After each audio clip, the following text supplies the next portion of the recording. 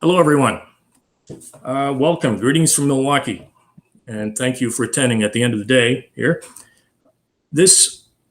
I should say right away that this is a culmination of many years of work that I've done on trying to understand philosophical practice and what it can be.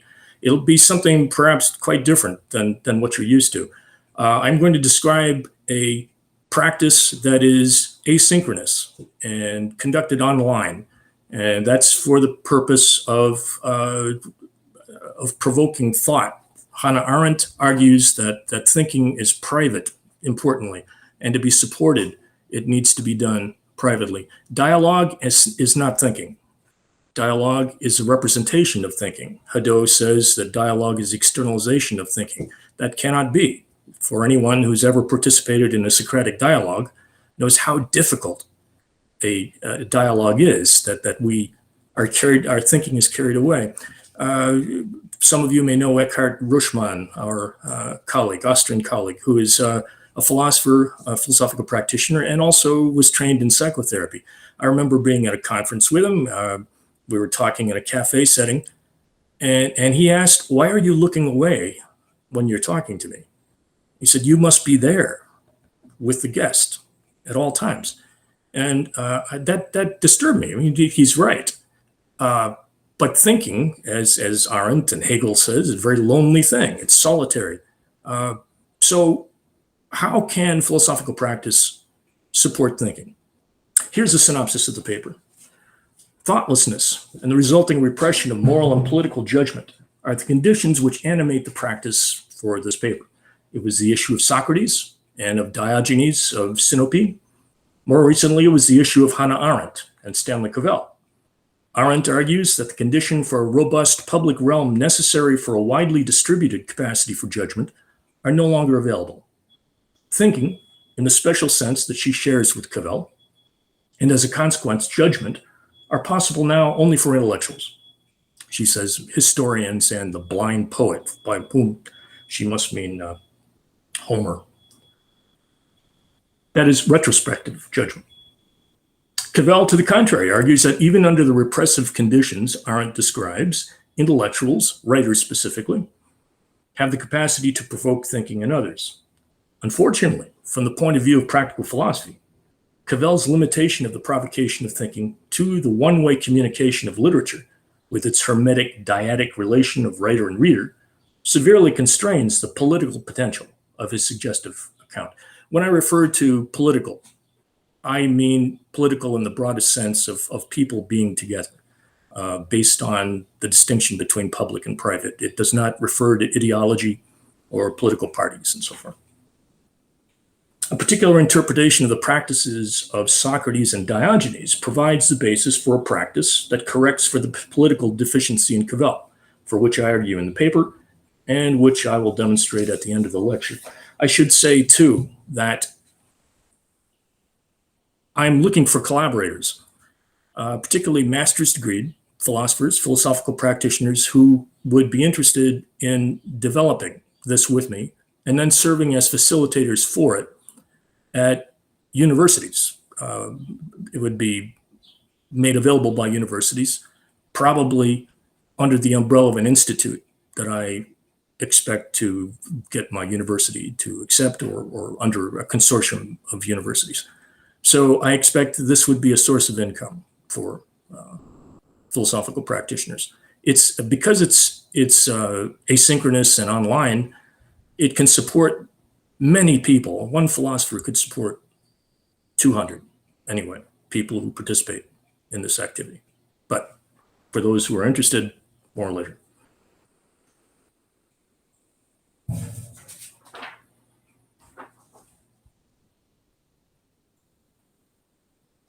Practice, obviously, is what we all share, however differently we may understand it. For English-speaking philosophers, good children of the Enlightenment we are, practice typically is understood on the model of the application of a theory, or more concretely, the execution of a plan. For philosophers who read Heidegger and Gadamer, on the other hand, practice is likely understood as immanent. What happens in the world is always happening. Perhaps a fundamental question that we must all answer, regardless of our training, is What brings people to philosophy, to philosophize? What brings them to think? For Gadamer, whose model for hermeneutics is dialogue, the occasion to think is being addressed by a text. The occasion is fully transparent and unproblematic. One begins with the book in one's hands. For Achenbach, whose orientation, let us suppose, to philosophical practice is hermeneutical, the occasion for dialogue is itself problematic. What is it that brings the guest to the practice? How does thinking begin? Practical philosophy and the problem of the ad hoc. For philosophical practitioners trained in the analytic orientation of mainly Anglo-American philosophy, because philosophical practice often understands itself as meliorative, as correcting, as improving something, some situation, as philosophy, it may suspect itself, at least occasionally, of being ad hoc or arbitrary. The suspicion is of a special burden that we bear. Insofar as it understands itself as fulfilling needs, particularly episodic ones, practical philosophy's raison d'etre would be tied to what's contingent. Philosophers being always Platonists to some degree, it's natural for us to look for something more substantial as a foundation. The notion of a practice as immanent is very suggestive at this point. To understand what this means, let's turn to the concept of application, a central concept for Gadamer's thought. It's a difficult concept as Gadamer uses it. Gadamer's scholar, Jean Grandin, gives us some assistance. Typically, we think of applying a concept on the model of applying a ruler to something to be measured. To understand Gadamer's concept of application, Grandin suggests thinking about the sense of application, the word, that means doing something assiduously, to apply oneself to what one is doing. To apply oneself is not to do something else, it's to do what one is already doing in a particular way, more intensively, we might say. Gadamer's concept of application is immanent in this respect. Understanding philosophical practice as immanent would be the basis of a response to the charge of ad hocism. In his last years, in various interviews, Gadamer insisted enthusiastically, began to identify his hermeneutics with rhetoric.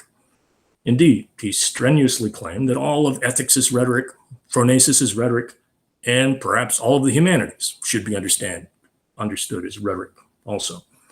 So, philosophy and rhetoric. Rhetoric, traditionally, was the great antagonist of philosophy as portrayed by Plato in the Gorgias and the Phaedrus. It was the techne that enabled one to make the bad argument appear the better. In fact, some understand it to be the basis for Pyrrhonian skepticism. Skeptics were so impressed by the rhetoric of the sophists that if one's argument, if the argument on the other side of an issue is as good as the one for the first side, then let's suspend judgment. The academic discipline of rhetoric has changed in the last several decades. As rhetorician John Artos observes, what rhetoricians mean when they say rhetoric nowadays is often implicitly dialogic, attendant on listening as well as speaking, grounded existentially, resistant to the dichotomy of meaning and style, and as broad in scope as living speech. Rhetoric, thus understood, is immanent. It is communication become self-aware. Here's an example of it from the Gorgias, to which Artos brings our attention. Socrates. Then listen, Gorgias. I am convinced, you may be sure, that if there's any man who in discussion with another is anxious to know just what is the real subject under discussion, I am such a man, and I'm confident that you are too. Gorgias. What then, Socrates? Socrates. I will tell you. Just what that persuasion is which you claim is produced by rhetoric, and with what subjects it deals. I assure you, I do not know, but I have a suspicion as to what persuasion you mean, and its field. Yet I shall ask you nonetheless what you mean by the conviction produced by rhetoric, and what is its provenance. And why shall I ask you instead of speaking myself when I have the suspicion? Not for your sake, but because I'm anxious that the argument should so proceed as to clarify to the utmost the matter under discussion. Here's an example then of rhetoric in practice, or better, of rhetoric as practice. I would submit that philosophical practice is just rhetoric in this immanent sense.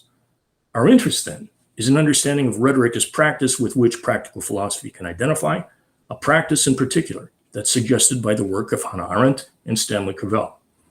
To explain this further, Allow me to relate it to my own practice, to be more fully described at the end. It may seem surprising that since I'm urging the identification of philosophical practice with rhetoric, that the animating concept for my practice is not dialogue, but thinking, and more specifically, the condition of thoughtlessness.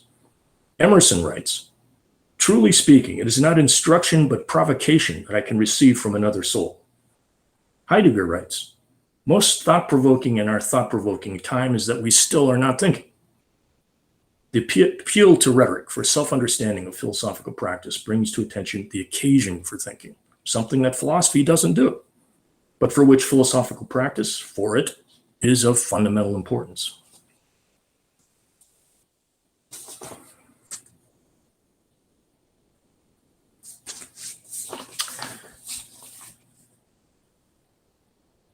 The rhetoric can be understood as an immanent practice as bringing something to attention in speech.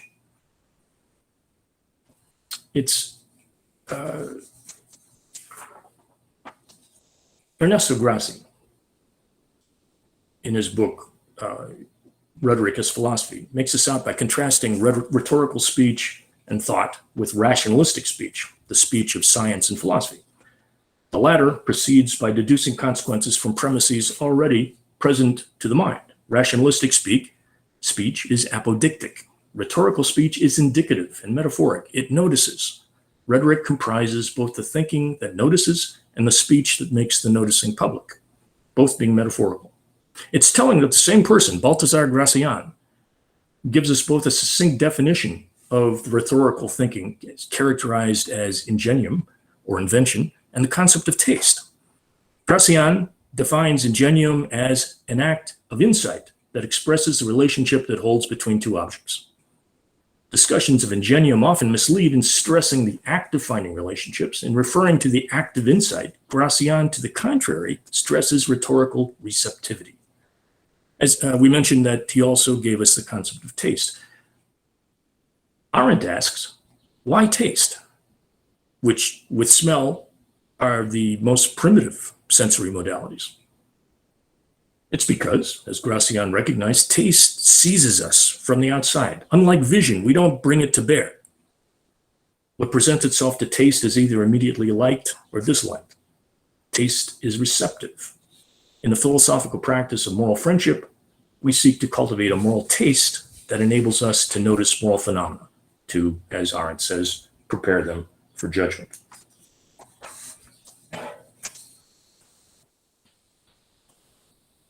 The practical ingress, that is a particular interest that would bring participants to my practice of moral friendship, is the repression of their judgment resulting from thoughtlessness. My students are students of the bureaucratic professions, which include engineers, nurses, teachers, professions which are employed and therefore are particularly subject to the repression of judgment in the workplace.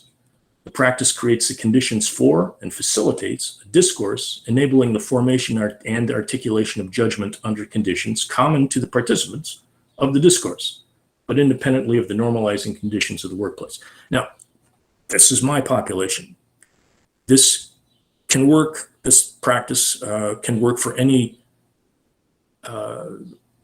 population that has a common identity of being alienated. This could be alienation on the basis of ethnicity or of migrant populations or sexual identity, gender identity, religion. Now, the framework in which this would be done, the sponsoring institution, if you will, may change. But this any alienated population is alienated from thought to some extent. And any population whose alienation can be understood in terms of the thoughtlessness inducing characteristics of normalization in society would be, this practice would be appropriate for them.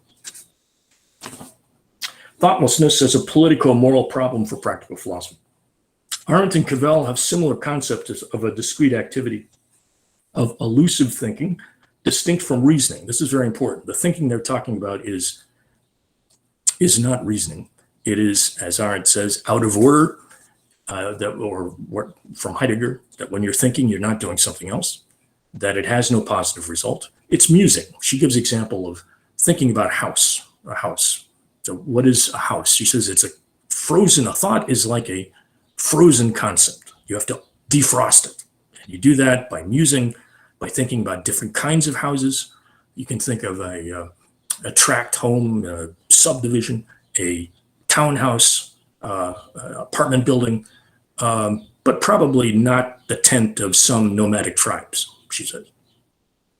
That's one of the few examples she gives of this. She relates thinking with medieval meditation, which will be important for us a bit later. Thinking is private, as she says. The philosopher functions in this practice of moral friendship as a provocateur of thinking. That's where cynicism comes in. Thinking is private. The discourse accordingly is conducted asynchronously and online. The discourse aligns itself and is in fact an instance of the philosophical tradition of moral friendship, which traditionally was realized in correspondence between its participants. Arendt and Cavell have similar concepts of this idea of thinking. Besides being elusive, Cavell is more explicit than Arendt in also characterizing it as receptive. I'll quote a sentence each from Emerson, and then Heidegger, and then a commentary on both from Cavell's essay, Aversive Thinking. First, Emerson. I take this evanescence and lubricity of all objects, which let them slip through our fingers when we clutch hardest, to be the most unhandsome, got that, part of our condition. Next, Heidegger. The hand is infinitely different from all grasping organs, paws, claws, fangs. Now Cavell. He quotes Heidegger. Thinking is a handicraft, by which Heidegger means both that thinking requires training and makes something happen, but equally that it makes something happen in a particular way, since the hand is a uniquely human possession. Emerson's image of clutching and Heidegger's of grasping emblematize their interpretation of Western conceptualizing as a kind of sublimized violence. The overcoming of this conceptualizing will require the achievement of a form of knowledge both Emerson and Heidegger call reception. So we'll note in passing that both Emerson's and Heidegger's reference to the hand in relation to thinking suggests a close relation between receptive thinking and writing, something that becomes important in Cavell and suggests why he limits Emersonian moral perfectionism to literature, which we will find deficient. Let me make a cut here now. I'm leaving out discussions of Arendt and Cavell, so we can get to what we're most interested in. Reinterpreting Socrates' practice. The standard account of Socrates' philosophical practice occurs in the Apology, and the barest of terms, the outline of the narrative, is as follows. Socrates' friend, Chaerephon, asks the oracle whether anyone is wiser than Socrates. No, answers the oracle. Socrates sets out to test the oracle's reply by questioning various categories of people commonly believed to have genuine knowledge. Finding that they're ignorant in that for which they claim to possess knowledge, Socrates takes it to be his mission given him by Apollo to demonstrate that knowledge is available only to the gods. Still, without the possibility of acquiring knowledge, Socrates thinks and urges his fellow citizens to think. The unexamined life is not worth it, not worth living. Socrates becomes our image of the philosopher par excellence. On Arendt's later theory of judgment, elusive thinking, she says, purges the thinker of conventional, uncritically held beliefs, enabling the thinker to notice political-moral phenomena, and hence to judge them.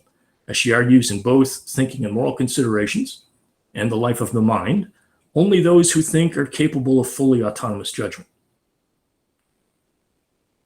And she's writing here on reflecting again on her experience of the Eichmann trial. She took Eichmann to be an exemplar of someone who is thoughtless, not unintelligent by any means, but somebody who just lacked the capacity to think. Socrates is her model of the thinker-judge, both in his own independent judgment. He could be, with only a little bit of exaggeration, said to be the inventor, discoverer of conscience in the West. So only those who think are capable of fully autonomous judgment. Socrates' exercise of the elenchus, his method of cross-examination, which exposes his interlocutor's inconsistent beliefs, she offers us the paradigm of critical thinking, as she puts it. Dana Villa, commentator on Arendt, contends that Arendt uses critical thinking and Socratic thinking interchangeably. But this cannot be. Let's see why. Arendt's most comprehensive discussion of critical thinking occurs in lectures on Kant's political philosophy. Critical thinking must be consistent and communicable, consistency being a necessary condition of communicability. Arendt moves almost imperceptibly from communicability to publicity, from logical consistency to the capacity in forming one's views to take the perspective of others. What Arendt calls representative thinking is what Kant calls enlarged mentality, eine erweiterte Denkungsart. Villa argues that part of the reason for distinguishing two theories of judgment in Arendt's work is that representative thinking cannot be reduced to critical thinking, but neither can Socratic thinking be reduced to critical thinking if it is the elusive concept that she shares with Cavell. Elusive thinking, which Arendt identifies with medieval meditation, is resultless and out of order. Critical thinking, on the other hand, is just reasoning. Exactly what Arendt was at pains to deny what thinking as elusive is. To be sure, in the exposure of inconsistency, its results are negative, but they are results nonetheless. The notion of purging works in two ways in Arendt's thought, which she fails to distinguish sufficiently. It works as a purely logical operation of testing one's views for consistency, and as such is reasoning, as represented by Socrates' exercise of elenchus. It also works as an unintended consequence of elusive thinking,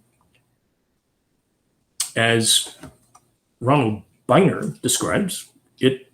Thinking loosens the hold of universals, that is, entrenched moral habits ossified into inflexible general precepts, and thus frees judgment to operate in an open space of moral or aesthetic discrimination and discernment. In particular, one inclined to think in this elusive manner will notice political moral phenomena subject to judgment likely to be missed by those who don't. Villa attempts to remove the tension between critical thinking and elusive Socratic thinking by making the first a moment inside the other. The effect of being on the receiving end of elenchus is likely paralysis. In the Meno, Socrates is described by Meno as being like a stingray, and that he paralyzes all those he questions. A description Socrates is willing to accept as long as it's allowed that he becomes paralyzed himself. On Villa's account, however, the paralysis is only the beginning of what we distinguish as elusive thinking. So he paralyzes you, but then, since you're out of order already, you just continue to think. It's the beginning of real elusive thinking. Villa says, the purgative effect of Socratic questioning does not end once the winds of thought have been aroused and all quotidian activities interrupted. Rather, it transforms and expands itself, unfreezing what language the medium of thinking has frozen into thought. That's a standard interpretation of Socrates. Let's provide another. Let's now consider an alternative interpretation of Socratic practice that will prepare for our retrieval of cynicism as a basis for a philosophical practice. In explaining Socrates' exercise of elenchus, without hope of gaining knowledge as a result, Arendt describes Socrates as performing thinking in the marketplace. To quote her, there is no ulterior motive or ulterior purpose for the whole enterprise. An unexamined life is not worth living. That's all there is to it. What he actually did was to make public, in discourse, the thinking process. That dialogue that soundlessly goes on within me, between me and myself, he performed in the marketplace the way the flute player performed at a banquet.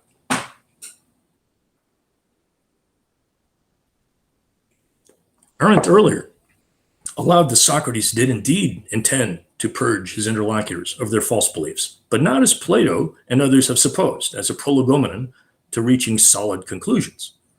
But let us pursue the interpretation of Socrates' practice as a performance of thinking. Classicist Philip Bozeman argues that in the oral culture of archaic and classical Greece, To quote him, public figures of various professions and learning were required to perform their views in public through verbal display and visual enactment. This recalls some of what David Samakia is suggesting. Bozeman includes the 6th century BCE so-called 7 sages within this tradition, as well as the 4th century BCE Cynic philosopher Diogenes of Sinope. Clearly, Socrates in the 5th century would be solidly within the tradition. Pierre Hadot writes of Socrates' accomplishment of the externalization of thought and dialogue and claims that only those able to think can engage in dialogue and vice versa. He mentions Socrates' disciple Antisthenes as saying, when asked what he learned from Socrates, is how to have a conversation with himself. Let's suppose then that Socrates was performing thinking by representing its externalization in dialogue. Who constituted the audience? Rhetoricians distinguish between internal and external audiences. Internal audiences being those who are in the presence of the speaker, and external audiences being those who read a text of the performance or hear or watch a recording of it. Let's make a further distinction within Socrates' internal audience, that between his interlocutors and those who heard and watched the dialogue. The standard interpretation of Socrates' practice does not regard it in terms of performance, but as the practice of disabusing his interlocutors of their false beliefs. But if we do understand Socrates' performing thinking, then those most likely to possess the distance necessary to appreciate and judge his performance would be those who observe the dialogue without taking part in it. In other words, the spectators of the performance, with all the weight that Arendt places on that role. For Arendt, spectators create the public, not the actors. Following Kant, Kant believes the same thing. Socrates' unfortunate interlocutors were not even actors, with at best a partial view of the performance. They were props for Socrates. Socrates' questions were not their questions. The invention of the Crea. Now, we've heard mention throughout the conference at various times of the Stoics, a very important source of resources for philosophical practice, starting largely with Hadot in his translation of Philosophy's Way of Life into English, other languages, and properly so. But I'm going to urge that we consider cynicism now, the predecessor of both Stoicism and Epicureanism, as a worthy source of philosophical practice as well. And one way to approach that is in terms of their respective texts. For Stoicism, the characteristic text is the maxim. We find these in Epictetus's manual and in Marcus Aurelius's Meditations. These are meant to be memorized to the extent possible as inducing an existential change to maintain perpetual attention, for example. Or in the Epicurean tradition, the famous Tetrapharmacon, the gods are not to be feared, death is nothing to us, pleasure is readily available, pain is readily endurable. For cynicism, on the other hand, the Crea, in anecdotal form, is the characteristic text. According to the 2nd century Christian era rhetorician Hermogenes, a Crea is a reminiscence of some saying or action or a combination of both, which has a concise resolution, generally for the purpose of something useful. We remarked on Antisthenes before, that this is recorded as a Crea. When someone asked Antisthenes what advantage he had gained from philosophy, he replied, being able to talk with myself. That's the usual form. Now,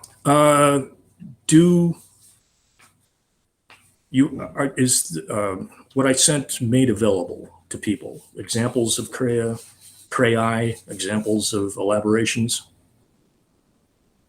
Anyone see that?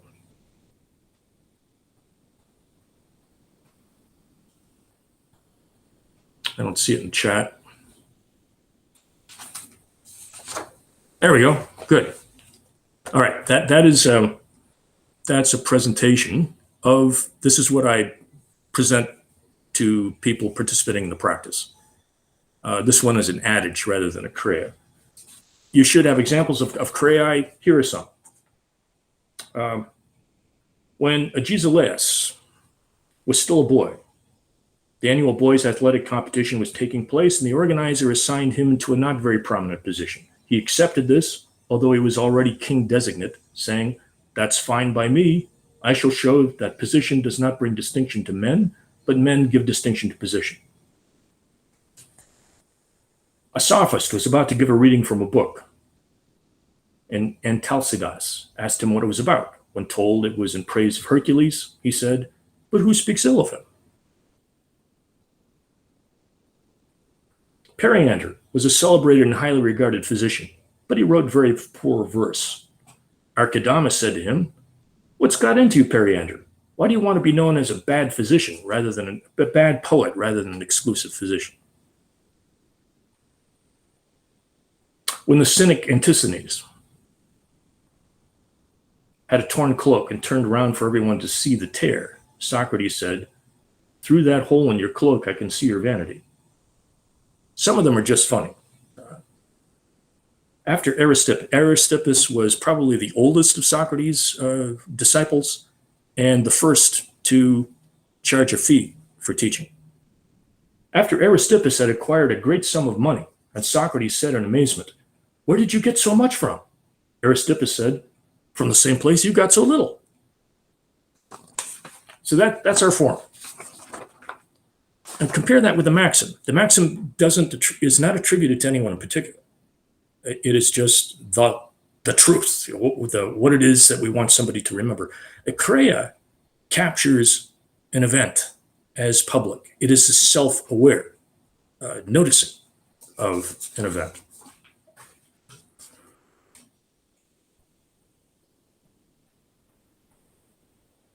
The format of the chrea then is simple enough. When A said or asked P, B replied that Q did X or both. So a chrea can be a speech chrea, somebody said something, or an action chrea. When one of the Spartan kings was asked what were the boundaries of Sparta, he just extended his sword, his spear, as far as this can reach, which would be a combination chrea.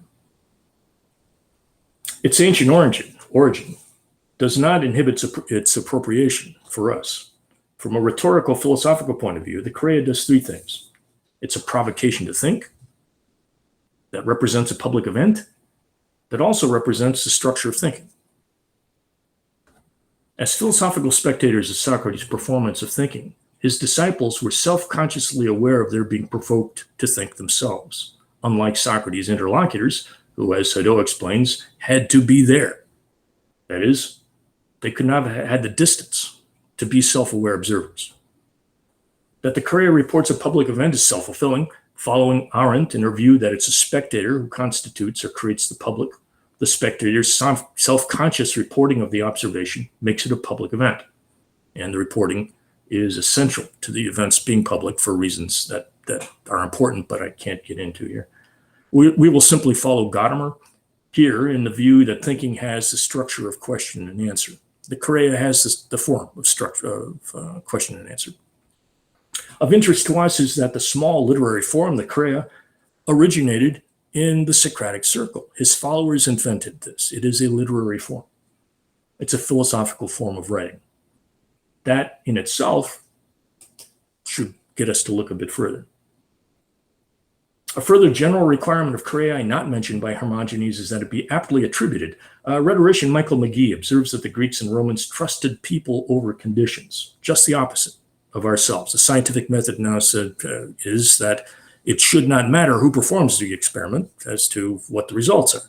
That's why we have other people perform the same experiment. For the Greeks, on the other hand, it meant that the right person should say something.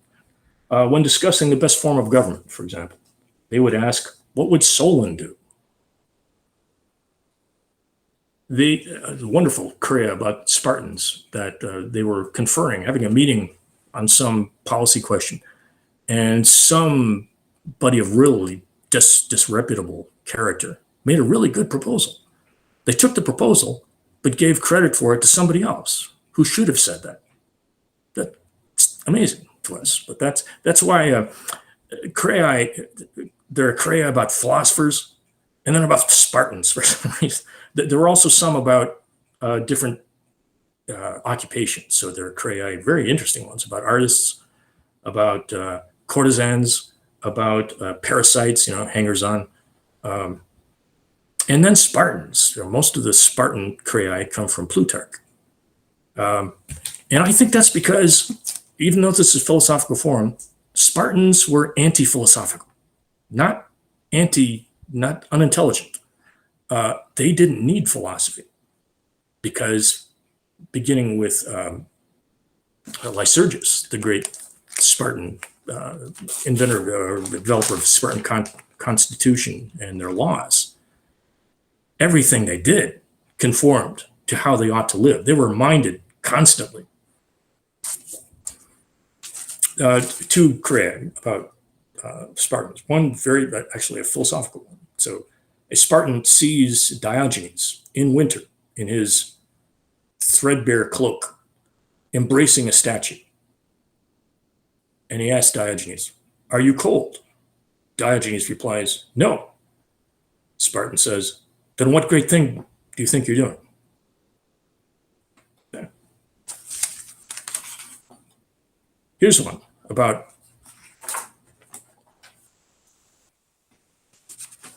that shows us the difference between the Spartans and the Athenians.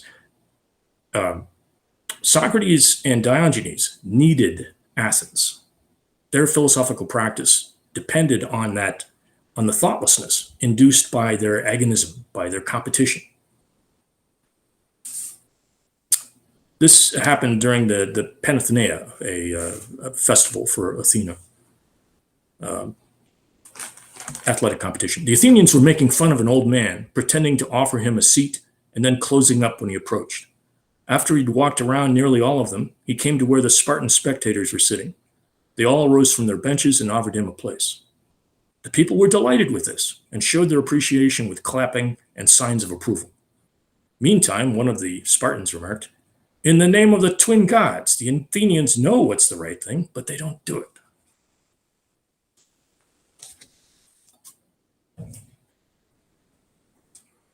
Apt attribution. Oh, you'll find the same crei attributed to multiple people.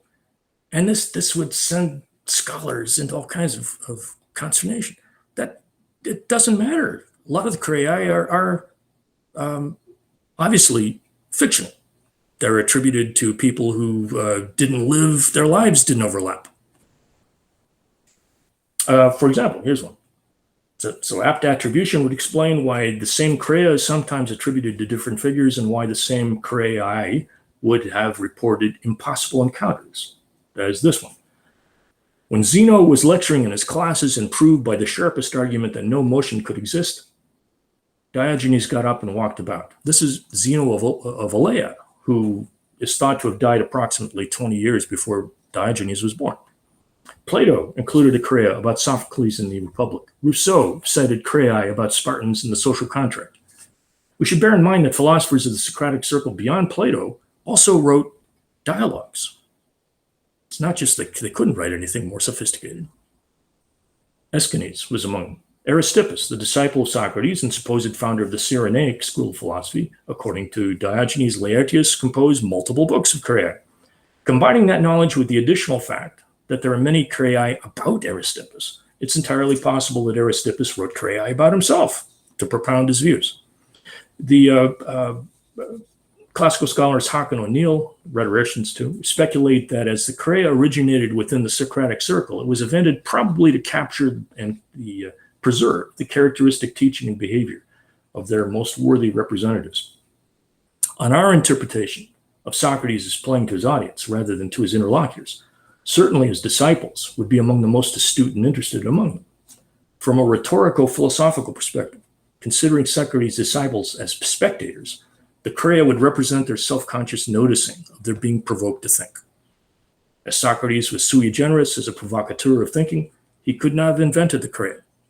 It's of considerable significance that his immediate followers did. Cynicism, then. There are more crei about Diogenes than about anyone else. Like Socrates, to whom Plato likened Diogenes as a Socrates gone mad, Diogenes wrote practically nothing, and the Craei about him are almost the sole source of our knowledge about him. He shared with Socrates a fateful encounter with an oracle. In Diogenes' case, when he asked the oracle what he should do, the oracle replied, deface the currency. Diogenes' father was something like the treasurer of Sinope, and evidently Sinope was having a problem with counterfeit coinage. Diogenes took the oracle literally and took a hammer and chisel to the currency, for which he was exiled. Realizing that the oracle meant that he should subvert convention, he made that the basis of his philosophical practice. Living an extremely ascetic lifestyle himself, he counseled others to live according to nature, nature probably being just a convenient placeholder as an alternative for convention. Cynicism's interest to us is that it seems to be the purest response to thoughtlessness. Here's a straightforward Craei example. When a man carrying a beam accidentally struck Diogenes with it and shouted, "Watch out!" Diogenes replied, "Why? You going to strike me again?" Convention, of course, by its nature, is thoughtless. It's the grease of the wheels of society and civility. Diogenes, accordingly, obliterated the line between the public and private, outrageously doing publicly what is conventionally done only in private. Scholars have observed that what would be shocking and disgusting for an internal audience is considerably less so for an external audience of readers. Diogenes probably understood this. He certainly would have been familiar with the Craei as a form and its use by other philosophers. It's probable that he scripted many of his performances. There's Craei, for example, involving Aristotle and Diogenes. Here it is. When Diogenes offered Aristotle some figs, Aristotle took them, thinking that if he did not, Diogenes would have some witty retort. "I've lost my figs," Diogenes cried out. "And your joke," Aristotle replied. Now, although the translation usually uses the word joke, the original Greek in Diogenes Laertius is Craei. It's also quite possible that after requiring a reputation for using his freedom of speech, normally granted only to citizens, Diogenes could have started to write fictitious but apocryphal Craei about himself to the same effect. So he only needed to do this outrageous stuff for a while, and then he could start just composing fictitious Craei to the same effect. It's important to note that, like Socrates, Diogenes did not offer an alternative set of values. In fact, most of the Craei about Diogenes, at least half, have him railing against others for not living up to the values that they professed. Cynicism was literary from its very beginning. Cynic philosophers such as Socrates and Metrocles invented new literary genres. Cynicism survived after that largely as an inspiration for satirists. So the question is, what is cynicism's potential as a basis for a philosophical practice in our time? Let's begin by considering how the Craei functioned in Diogenes' Athens. The population of Athens in the 4th century BCE has been estimated to have been about 155,000. Diogenes was an institution. Diogenes Laertius relates that the people of Athens loved the man from Sinope. When boys broke his pitos, the large wine jar in which he sheltered, citizens punished them and bought Diogenes a new wine jar. In the oral culture of Athens, we're told that everyone knew Craei about Diogenes. We'll recall that the same Craei could often be told using different figures attesting to their creative rhetorical and moral use. The Craei tradition shows us that people cited Craei in justification of their own actions. There's one about the hedonist philosopher Archelaus, who was in the company of a couple of courtesans, and somebody rebuked him for this, and he quoted Craei of Aristippus. The Craei says he quoted Craei of Aristippus. Huck and O'Neill say, certainly this one must have been among them, and which is when Aristippus was chastised for being in the company of Laius, the famous courtesan. He replied, "On the contrary, I have Laius. She does not have me." This was a very popular one, evidently.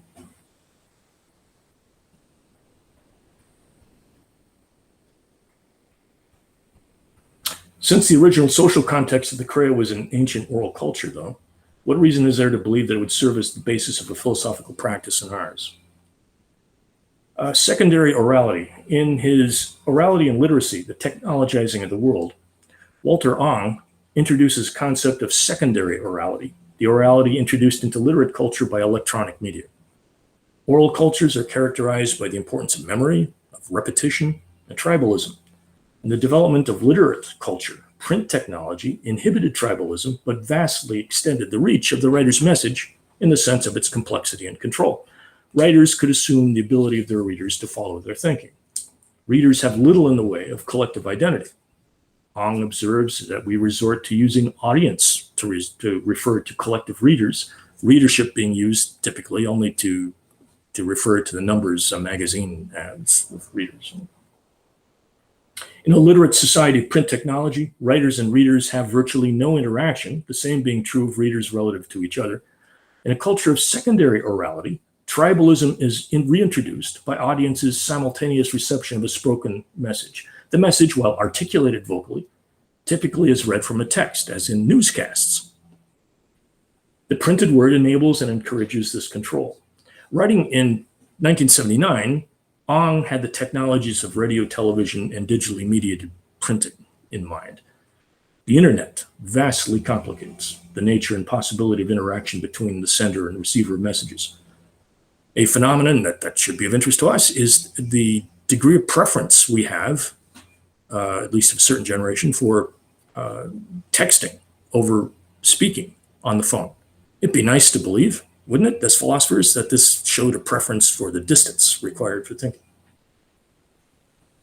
The media theoretical concepts of literacy and primary and secondary orality suggest a perspective from which a rhetorical philosophical critique of Cavell's understanding of Emersonian moral perfectionism as a genre of literature becomes possible. We'll recall that Arendt's claim that judgment is possible only for those who think, and that only those who possess a Socratic eros are inclined to think. Cavell's Emersonian moral perfectionism represented an advance over Arendt's pessimism in offering the possibility of the provocation of thinking. Now, this is the part we skipped. Emersonian moral perfectionism comes from Emerson, Waldo Emerson, obviously. Emerson, being disturbed by conformity in society, railed against it. He used language, wordplay,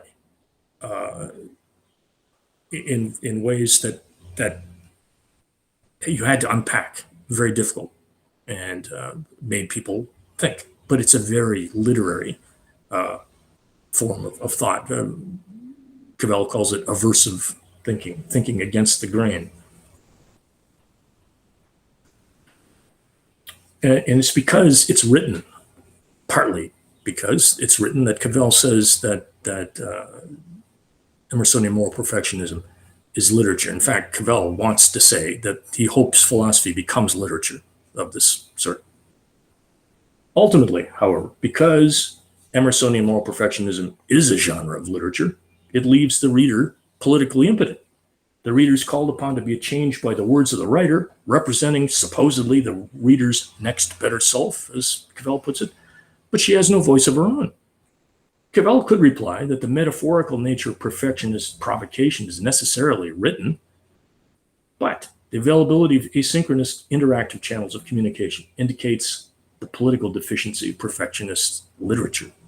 The objection is based not on EMP's nature as written, but on its lack of a facility for interactivity. And conclusion, finally. While critique of Emersonian moral perfectionism is suggested by media theoretic concepts, it's not prompted by the availability of particular communication technologies. That would be ad hoc. Cavell stresses the importance of Emersonian moral perfectionism of friendship, and that the concept of friend is philosophy's contribution to the conception of the perfectionist other. Understanding Emersonian moral perfectionism to be a genre of literature, Cavell then produces a list of perfectionist texts which represent the other as friend. There is, however, a real tradition, a tradition of real moral friendship. This also is a literary genre, in its case, correspondence. To be sure, sometimes the friend is imagined, as in Seneca's Letters to Lucilius. Even so, Seneca had in mind the interactive correspondence of Cicero with real friends, suggesting the moral and philosophical power of the genre. I'd submit that the practical philosophical tradition of moral friendship suggests an appropriation of cynicism as a contemporary philosophical practice. We do not live in an oral culture, and we lack the conditions of a robust public of actors and spectators. We do not expect philosophers to be performers. But Socrates' disciples, and certainly Diogenes, understood that the self-aware observation of judgment, whether real or fictional and represented to others in the Chrea, was provocative of thought and judgment itself. In its abstraction, it's available to us now in a deliberate quasi-public perfectionist discourse as a form of resistance to the repression of judgment induced by the social forces of normalization, an imminent rhetorical practice. Now, in the introduction to in the getting started, I think it mentions, the Chrea, of course, is an ancient form, but its form is very simple. It's simply the form of an observation of somebody saying something to someone else. It represents the ideal that there are two kinds of repression of judgment that I deal with respect to the professions I teach. The first and most interesting is failure to notice. I've used ad nauseum the example of the Space Shuttle Challenger, that the Morton Thiokol engineers, the contractors for manufacturing the solid rocket booster, the Space Shuttle Challenger, this is 1986, I think, the explosion of it. They were asked to prove, they said, we really think the temperature is too cold. And NASA said, prove that it will fail. They tried and they couldn't do that. It's only days later that they realized engineers don't prove that things will fail. And that struck me. We start in ethics now. Ethics, it involves the question, it's the answer to the question, what ought I to do? The question itself is unproblematic. You don't engage ethics until you ask yourself that. This betrays that, because those engineers regretted not seeing that. There's one very moving NPR episode where that they interviewed this old man, engineer, who berated himself every day for this. And finally, the burden was lifted because of NPR and letters. But regret is a moral emotion. The other end is the phenomenon called moral distress, that nurses, this happens in nursing in particular, that nurses know what the right thing to do is, but because of personal cost and the opposition of physicians and hospital administrators, they don't do what it is they think they ought to do. That is repression of judgment too. So both of those kinds are susceptible to what moral friendship would know. So what is moral friendship? Well, if you have time to do this, it's what I do with my classes is, and I don't know if you ever saw that, but what I had PDFs of screenshots of my summer course, which had only 5 or 6 students, but you could see what they did. Normally in a 10-week course, I would post on, say, Sunday afternoon or evening, a Chrea and its presentation. So I give the Chrea, getting your bearings, it says, and then maybe another Chrea that's related to it, maybe adages. Adages are sometimes just images.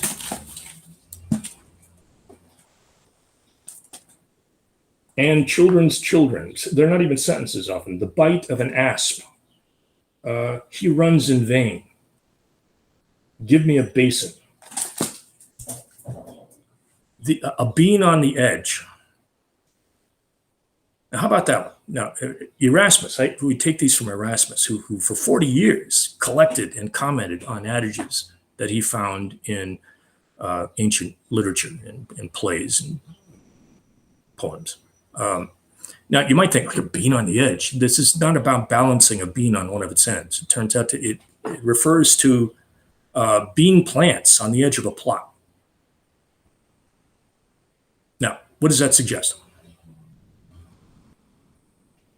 What's of interest of a bean being on the edge of a plot?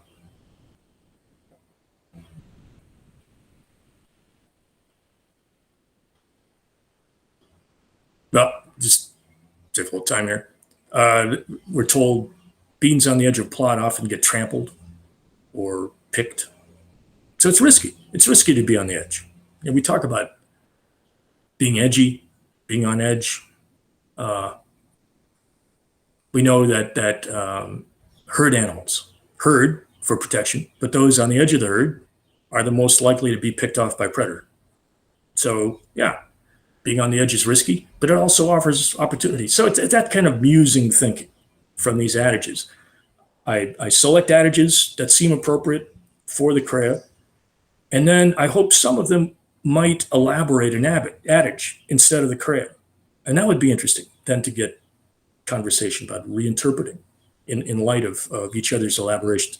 Arendt says that thinking enables judging to happen because thinking loosens the grip of conventional thinking. But in our practice, the elaboration, so they think for a week, I post the crea, they have a week to think about it, to discuss it among themselves, and then they deliver an elaboration by the end of the week. And the elaboration is an ancient rhetorical exercise. It is the statement of the crea, its paraphrase, the rationale, what's the point of it, to give an analogy for it, a contrast, the opposite. So, for example, one crea is a king's counselor should never sleep through the night. So what would the opposite be? Well, if king's counselor does sleep all night, he's probably not going to give good information to the king. On the other hand, you could also say, well, if you're not a king's counselor, then sleeping all night is okay. So, and then an analogy that can be, that's the most difficult part, of course, from any other domain, from sports, mathematics, science, cooking, whatever. And then an example. And that's about it. But I get great satisfaction from this. The rhetoricians took the crea, a philosophical form, and used it for a rhetorical operation for teaching rhetoric. We're taking the elaboration and turning it on its head and using it for philosophical purposes. But so Arendt says that the thinking enables judgment. We enforce judgment in this practice. So then the judgment that they may not have done at work, they do in this operation out of the public eye, just as Socrates couldn't operate in public, but he had a quasi-public off to the side. This is a virtual quasi-public. The ultimate aim here is for them to write their own crea about their own experiences or about the experiences of their profession, and then for their colleagues to elaborate their crea and to have a discussion of that. That's judgment. Yeah. So it's rigorous. They would eventually abandon the form of the elaboration. Once they get good enough at this, they won't need it anymore, and they can just think metaphorically. But the adage is there for this metaphorical, elusive thinking that both Arendt and Cavell mentioned. So I'm sorry. Any questions at this point?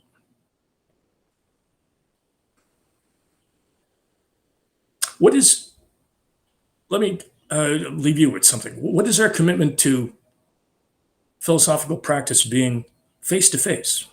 Is that important? Is dialogue the essential basis?